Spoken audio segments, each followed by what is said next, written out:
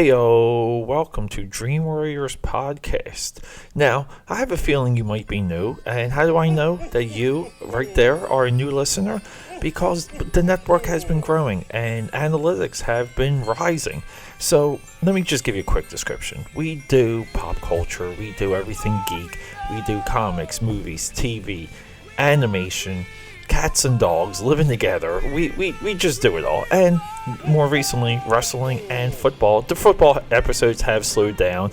Look, we're trying some new things here. We're trying to kind of branch out. But hey, thank you for joining me.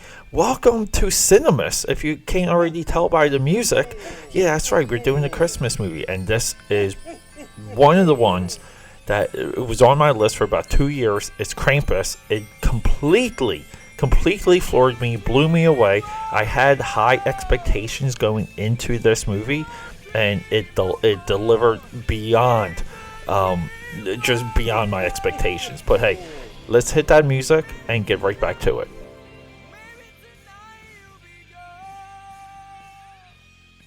Merry Christmas again, Dream Warriors. Thank you for joining me. I am Peter. I'm your host. I'm your guy. I'm your go-to man. I'm your dude, your bro, your boy.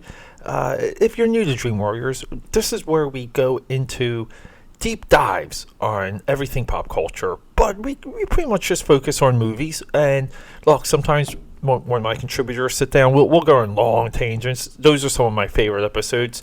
But if you do like those longer episodes, Mark, I'm nudging in your direction. We're going to slightly start adjusting things, and Dream Warriors is going to start sticking to maybe like a 20-30 minute long format, and this is because the analytics are just screaming this at me. And I've been studying what other podcasters have done, and it just seems like since we're not very driven on like a singular thing, some of the other shows that have a narrow focus, they get higher retention, and it's mostly because what you're getting and you get it repeatedly. I'm sorry, but Dream Warriors is not really about that. Dream Warriors is me, Peter A. DeLuca, from AKAPAD.com. That's another known as PAD, AKAPAD. This is like part life audio log. This is part celebration of the holidays, and that's what these Cinemas episodes are all about. And these stem from the 31 Days of Dread for October, Halloween, and thanks flicking for Thanksgiving in November. So essentially, the idea for this show. This is kind of directed for anyone that's new, because we have been surging, we have been growing. It's a show of how pop culture intertwines and flows and kind of becomes a vein network. Distributing blood throughout our system, but it's not our system. It's our life, and that's where the long form idea, the long form conversation idea of Dream Warriors gets to where, all right, maybe we're gonna be targeting shorter episodes, but that doesn't mean we're done discussing these things, because we don't adhere to strict programming. We don't even adhere to contributors and guests, meaning. If I want to sit down and talk to you guys about Transformers for 30 minutes, I can, which I am planning, because I view 2018 as the year of the Transformer. But look, so getting to Krampus, because this movie, and look, normally at this point I would promote things like my Twitter at AKAPAD or my Instagram at AKAPAD13, tell you guys to donate at AKAPAD.com, or if you're on SoundCloud, you can click help fund the show, and I believe you can do it now on Spotify. There's direct links, especially on Anchor too. There's direct links to help fund the show. Unfortunately, no one has clicked those links yet. People have clicked. They're just not donating, and that's fine. We still have to grow.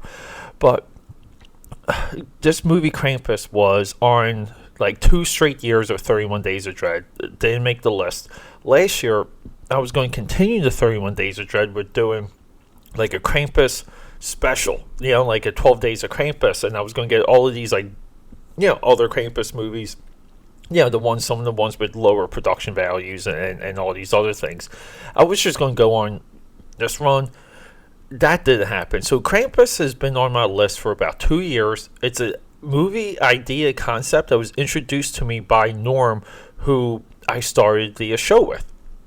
And like, this movie is right up Norm's alley. He has this understanding, love, affinity, and it's love because he loves these types of movies. And I say love in like a very direct term, because you have to you have to love the material and the content that he consumes, and kind of be okay with it, because like, even when I go into a movie like Krampus, I believe I'm just, like, I'm lowering my IQ, I'm lowering my expectations, which, again, there's nothing wrong with that. Sometimes when we like, see a movie, when we absorb content, we've had a long week, we've had an argument with the girlfriend, the wife is divorcing us, who knows what else, and we need to do a brain dump. We just need to drift away and forget things for a little bit. And believe it or not, I only feel movies do this. I don't feel TV or like a serialized entertainment, like even if you're binge watching something on Netflix, because there's like an anxiety and there's like a dopamine drip for the next episode, and you're not really so much in the moment. You're kind of trying to get through what's next, and then they're dropping bombs along the way, revelations, and look, it's gotcha driven storytelling. But again, it's not the same. Cinema holds something to us. It holds us like almost like to the fire, and it wants us to be on the same journey as the characters in the movie are going through. So I'm not knocking kind of like disposable. They like to call it disposable entertainment. What I'm knocking is that when that's your only reach. And for me, it's when I watch a movie like Krampus, and I will say, this is the best Christmas horror movie you can imagine. It's going to be a long time before anything regarding Krampus tops this, because this movie goes hard into the mythology, the point, the arc, the look, and the overall impact. Like us, the audience, because again, this movie kind of shook me up, and I felt so angry watching it, because I'm like, how did it take me 2 years to watch this movie? This is one of the best writer to director movies I've seen, like for a first movie. Now, during the 31 Days of Dread, we touched on this with Paul Schrader and Cat People. And Paul Schrader is still the top writer to become a director in Hollywood history. This dude, what's his name? Paul Daltrey, right? Is Michael Daltrey. This dude is from the school of Bryan Singer.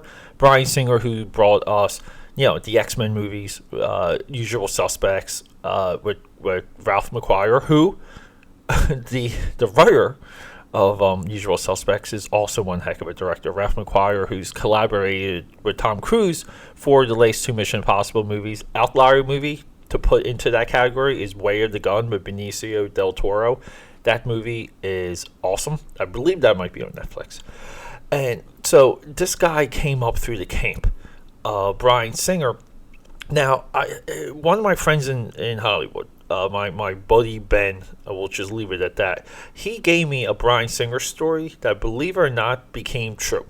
And there's a lot of things he said about the people he works with. And it's disturbing. But with that being said, we need caveats here. This movie fires on every single cylinder, and it definitely feels like it's in the same universe as Trick or Treat from 2007, which was Michael Daltrey's like first film. And so some time goes by, and he signs on board, becomes like Team Krampus, and they assemble some fantastic people around him. Like just in concept design, creature design. This movie has some of the best original creature design, and because the creatures have a look, they have an appearance to where like they would only exist within the movie.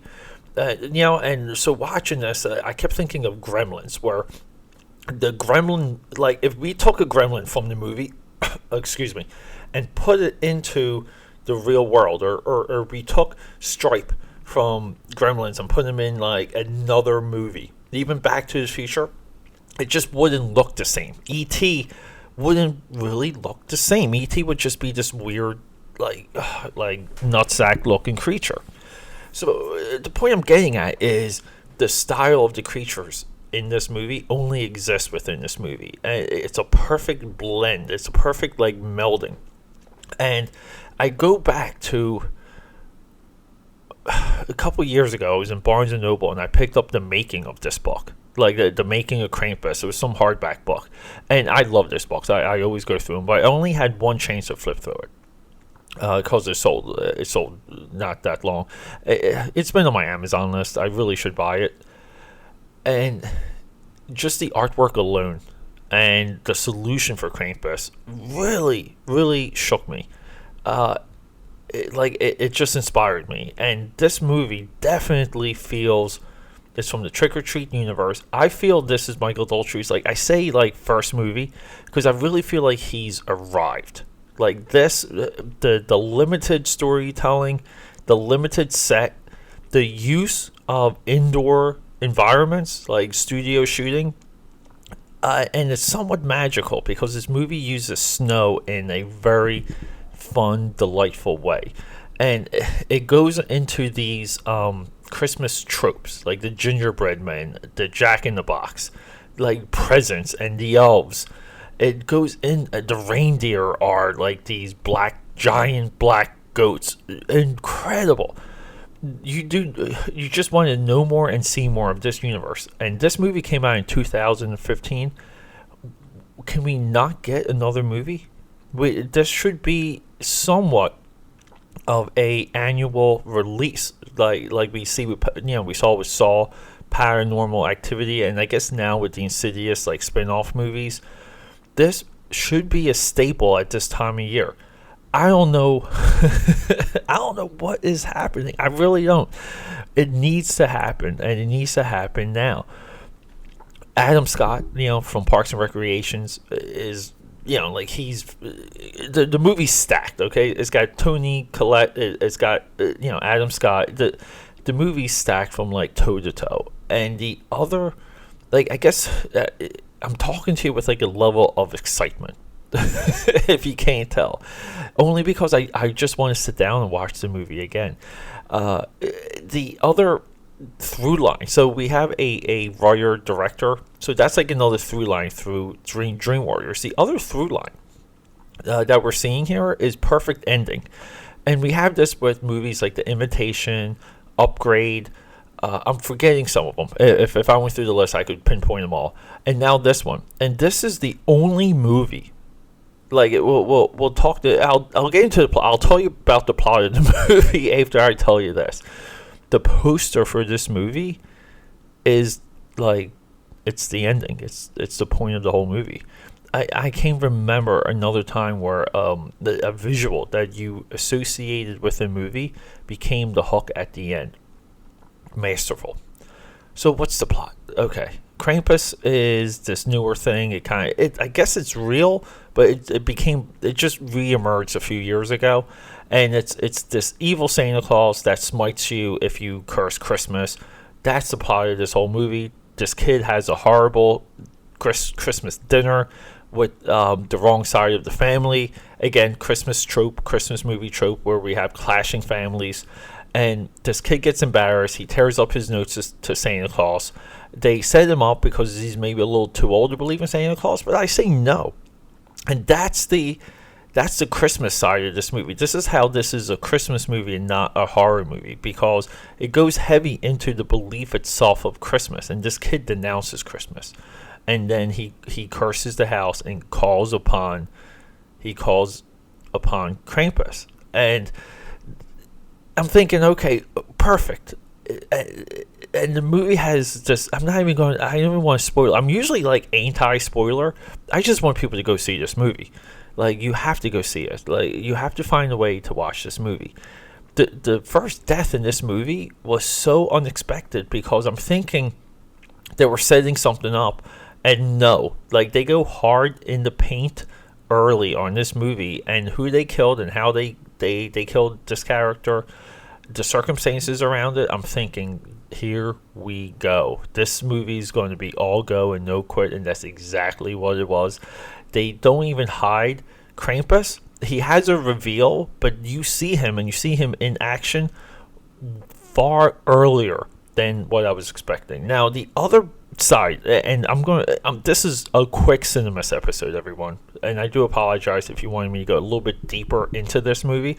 I might watch it a few times, and then, like I said, go boof, but do another Dream Warriors episode. But this, later this year, next year, 2019, Michael Daltrey wrote and directed Godzilla King of Monsters, the Godzilla sequel. Now we can expect nothing but great things from this movie. Now, I could say that with Hellboy, because, you know, Hellboy's connection with the Descent, but the Hellboy trailers, I'm not really sure. I'm holding out hope on Hellboy, but I don't know.